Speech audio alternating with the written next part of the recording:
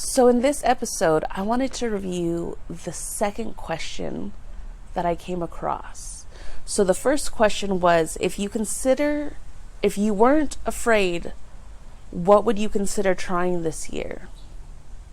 So if you want to hear my response to that question, go check out episode 1. But the question I want to talk about today is, what are the barriers that are preventing you from giving those things a try? So something that I didn't cover is, in the last episode, is what I want to be for this year. And that is, I want to have my coaching program, Facing Fear with Function, be highly successful. And by successful, it doesn't mean money. It means helping those who need it. Means helping those realize that they don't have to live in fear. They don't have to be overwhelmed. So what are your barriers that are keeping you from doing what you want to do this year? Leave a comment. Send me an email at info@mariposasources.com. Another thing that I want to do this year is have this podcast, have guests on the podcast, be on other podcasts. The only way... Sorry, I had to take a quick break because there was an ambulance coming by.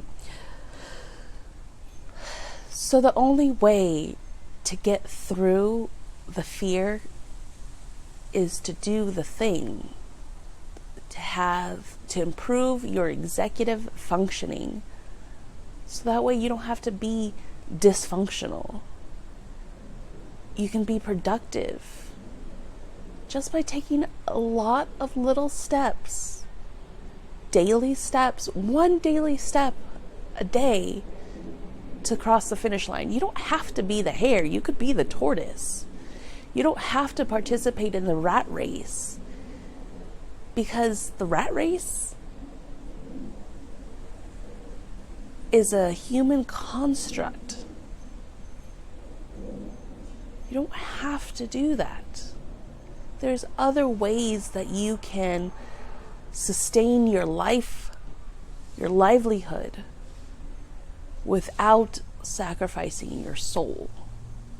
But that's a different topic. So, what are the barriers that are preventing me from giving any of the things that I want to do this year a try? I can't think of anything. The money comes and goes, so it's not about the money. It's just getting myself out there for all of you to hear my message, for all of you to hear the wisdom that I have and the wisdom that my dearly departed dad had and gave to me. I am his legacy. I am my father's daughter. He was my business coach. He was my life coach. He was everything. He raised me with the Six Sigma mindset because he worked for Motorola as a project manager in engineering for 30 years. He was ahead of his time. He was a girl dad. So he always wanted to help the women in the corporate world. He never wanted to move up. He wanted to coach others to move up. And with my 20 plus years as an executive assistant, it's really hard not to help others be the best that they can be. That's what Mariposa Sources is. That's what I want to do. I want to help change mindsets. I want to help change outlooks. I want to help